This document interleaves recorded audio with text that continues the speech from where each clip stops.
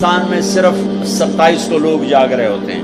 جاگو 27 کو جاگو، لیکن میں کہتا ہوں میرے نبی کا فرمان ہے شب قدر 5 راتوں میں گھومتی ہے، کبھی 21، کبھی 23، کبھی 25، کبھی 27، کبھی 29، ان 5 راتوں میں گھومتی ہے. تو آپ 5 راتیں جاگ لو، آپ کو شب قدر مل گئی. اور شب قدر کا بیک گراؤنڈ کیا ہے؟ میرے نبی نے فرمایا بنو اسرائیل میں 4 انبیاء نے 80 سال یا 4 مجاہدین نے 80 سال اللہ کے راستے میں جہاد کیا. تو صحابہ کہنے لگے یا رسول اللہ ہماری تو عمریں بھی 80 سال نہیں ہوتی، تو ہم ان کے برابر کیسے ہوں گے؟ تو ابھی ان کا یہ سوال باقی ہے اور مجلس باقی ہے کہ جبریل آ گئے کہ یا رسول اللہ بشارت دیں اپنی امت کو کہ اللہ کہہ رہے ہیں اِنَّا أَنزَلْنَاهُ فِي لَيْلَةِ الْقَدْرِ وَمَا أَدْرَاكَ مَا لَيْلَةُ الْقَدْرِ لَيْلَةُ الْقَدْرِ خَيْرٌ مِّنْ أَلْفِ الشَّهْرِ. چلیں ہم آپ کو ایک رات دیتے ہیں، آپ کی امت کے مرد عورت جاگ لیں، 80 سال سے زیادہ اجر لکھ دیا جائے گا. 80 سال کے برابر نہیں کہا، خیر اس سے زیادہ. تو آپ سب یہ جتنے میری بات سن رہے ہو میڈیا کے ذریعے سے جا رہی ہے، یہ 5 راتیں ضرور جاگ لیں. چھوٹی چھوٹی راتیں ہیں، تراویح سے فارغ ہوں تو 3-4 گھنٹے کی رات باقی رہ جاتی ہے.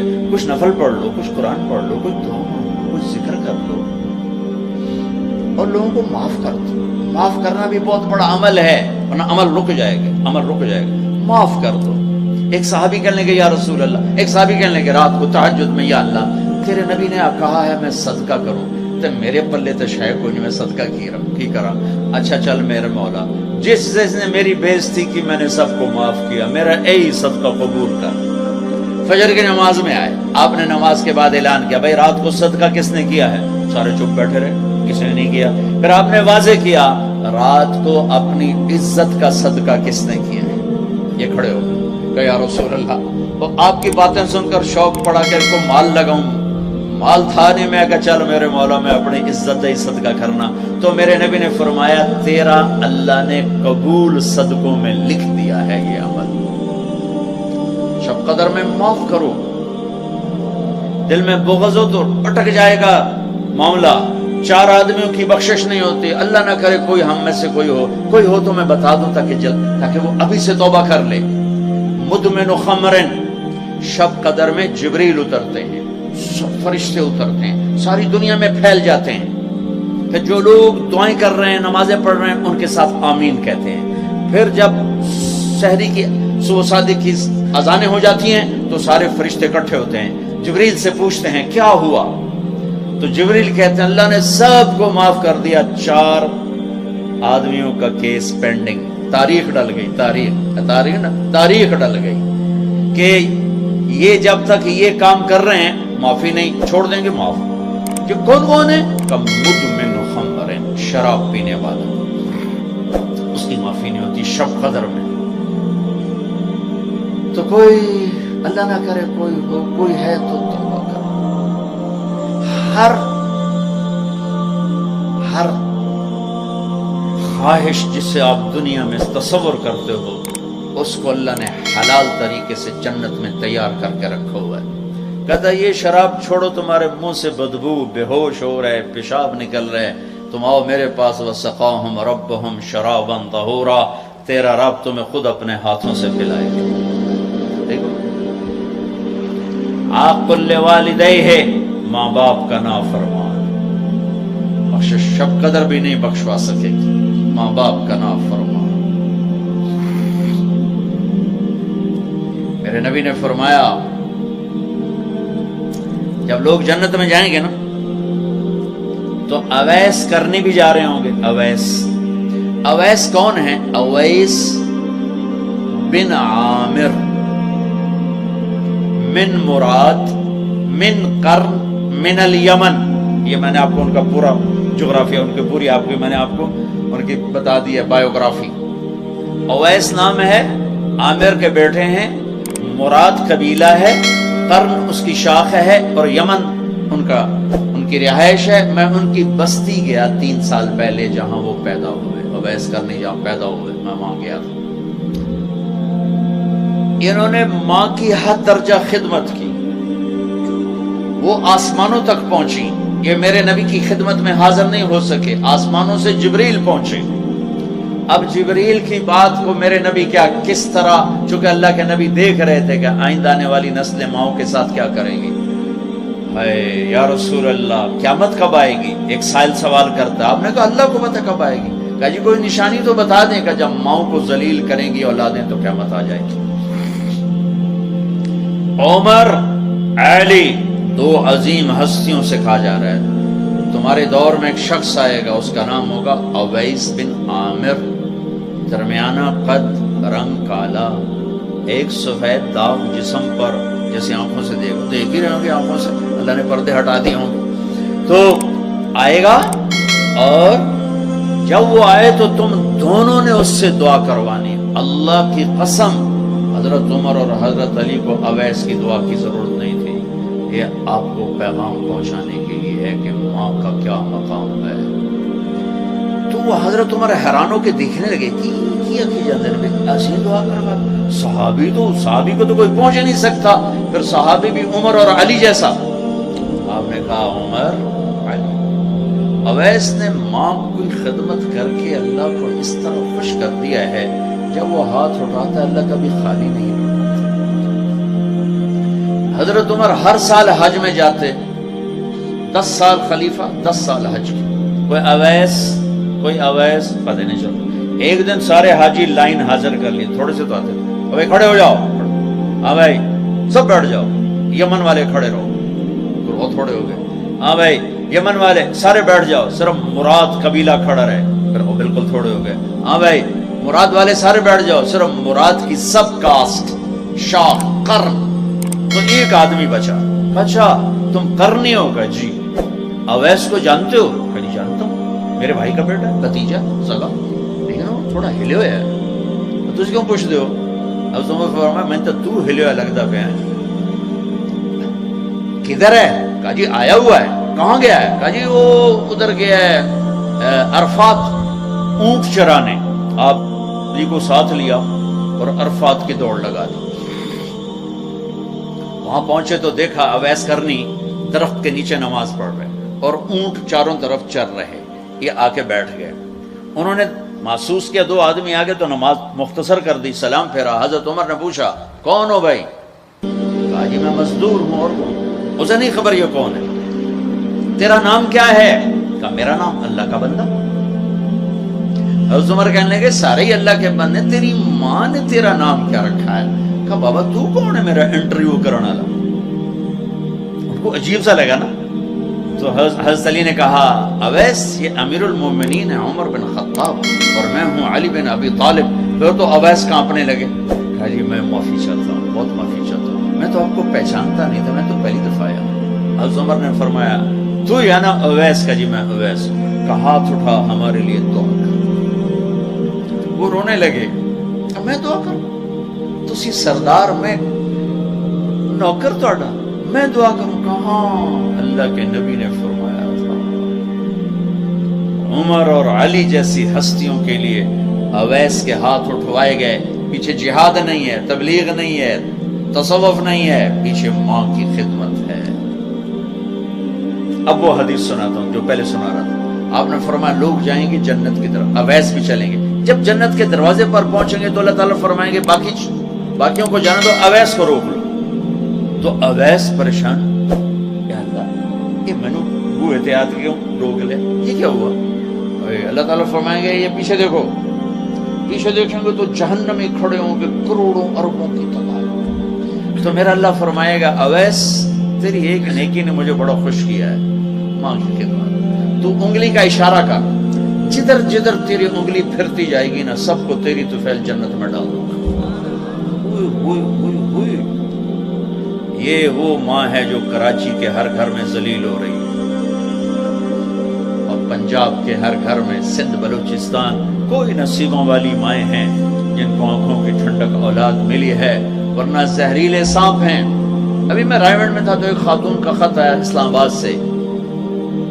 لگتا تھا اس نے آنسوں سے لکھا تھا خط کہ مجھے میرے بیٹوں سے بچاؤ، مجھے میرے بیٹوں سے بچاؤ، یہ تباہ ہو جائیں، یہ غارت ہو جائیں. ماں یہ کہہ رہی ہو تو کہاں تک انہوں نے ماں کو پہنچا دیا. ماں کا نافرمان، شراب پینے والا ماں کا نافرمان. بھائی کوئی ہے توبہ کر لے. ماں باپ دونوں، والدین دونوں. تیسرا رشتہ داروں سے لڑنے والا، بہنوں سے لڑا ہوا، بھائیوں سے لڑا ہوا، چاچوں سے لڑا ہوا، ماموں سے لڑا ہوا، بیوی سے لڑا ہوا، بیوی خامن سے لڑی ہوئی. جہاں رشتوں میں لڑائی ڈالنے والا ہے، جو عورت ہے یا مرد ہے، رشتوں میں لڑائی ڈالنے والا پینڈنگ ہو جائے گا، نہیں معاف ہوگا. کہ تو میرے بندوں کو معاف نہیں کرتا، مجھ سے معافی مانگ.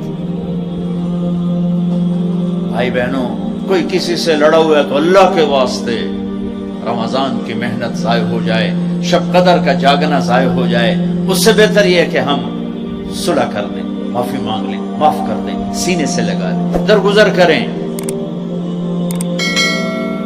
میرے اللہ کو آپس کی نفرت. دیکھو، چوری ڈاکہ بڑے گناہ ہیں اور معاشرے میں انتہائی ذلیل سمجھے جاتے ہیں. اس سے زیادہ اللہ کی نظر میں انسان گرتا ہے جب اپنے دل میں بغض پالتا اور نفرت پالتا. کسی کو حقیر جانا، کسی کو تانے دینا، کسی کو گولیاں مارنا. اس لیے میں گزارش کرتا ہوں، آپس کے بغض ختم کرو، خاص طور پر خونی رشتوں کے بغض ختم کر کے گلے لگو. معاف. خامد اور بیوی، ان کی آپس کی لڑائی سارے خاندان کو تباہ کر دیتی. اور ہمارا سارا اس وقت خاندانی نظام ٹوٹا ہوا ہے، غصے بڑھے ہوئے ہیں، ہماری غذائیں گندی ہیں، غذا کا اثر پڑتا ہے. سموسے، پکوڑے، فاسٹ فوڈ. دیکھو میں نے سانس لیا، پھر باہر نکالا، میں نے اندر کس کو لیا؟ آکسیجن. باہر کسے نکالا؟ کاربن ڈائی آکسائڈ. جب کاربن ڈائی آکسائڈ نہ نکلے تو آدمی مر جاتا ہے. کاربن ڈائی آکسائڈ رک جائے تو آدمی مر جاتا ہے. یہ جتنے کولڈ ڈرنکس ہیں سب میں کاربن ڈائی آکسائڈ ہے جو آپ خود اپنے اندر لے جا رہے ہیں. تو مزاجوں میں غصہ بڑھ رہا ہے، تیزابیت بڑھ رہی ہے. پھر جتنی فاسٹ فوڈز ہیں یہ سب مزاج گندا کر رہی ہیں. مزاج. اللہ کے واسطے چسکوں کے پیچھے نہ پڑو، نیچرل غذاؤں پہ آؤ. میرا اللہ نے کہا والتین والزیتون، مجھے قسم ہے زیتون کی اور انجیر کی. کتنا خوبصورت اور مفید پھلوں کی قسم اٹھائی اللہ تعالیٰ نے. اللہ نہیں کہہ سکتا تھا مجھے جلیبیوں کی قسم اور مجھے سموسے کی قسم، مجھے پکوڑے کی قسم، چنیوٹیاں دے کنے دی قسم. سارے جہان دے میدے برباد کر دیتے کنے کھوائے. اللہ نے کتنی اچھی خوبصورت غذاؤں کی قسم اٹھائی ہے. اپنی غذائیں ٹھیک کرو، پھر اپنے رشتوں کو ٹھیک کرو، اپنی حدود قائم کرو. ساس سسر نے خامد اور بیوی کو برباد کیا ہوا ہے، اور خامد بیوی نے کہیں خود اپنی نادانی سے ایک دوسرے کو برباد کیا ہوا ہے، کہیں ماں باپ نے مل کر تربیت کے نام پر اولاد کو برباد کیا ہوا ہے. ماں باپ ہونے کا غلط فائدہ نہ اٹھاؤ. اپنی اولاد پہ اتنا جبر نہ کرو کہ وہ باغی ہو جائیں، اور تربیت کے نام پر ان پر سختی کرنے سے ریاکشن آئے گا. اپنے نبی کی سیرت پڑھو. یہ لمبا مضمون ہے، بیان کرنے میں صرف اشارے دے رہا ہوں کہ رشتے محبت سے قائم رہتے ہیں، رشتے محبت سے قائم ہوتے ہیں.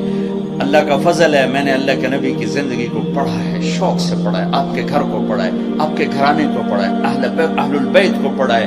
لیکن میرا دعویٰ نہیں کہ میں نے سب کچھ پڑھا ہے، سب کچھ نہیں. جتنا میں نے پڑھا ہے کسی ایک جگہ میں نے نہیں دیکھا میرے نبی نے حسن حسین کو ڈانٹا ہو، یا ان کو بٹھا کے نصیحت، بچوں یہ نہیں کرنا، یہ کرنا ہے، یہ نہیں کرنا، یہ کرنا. پیار دیا.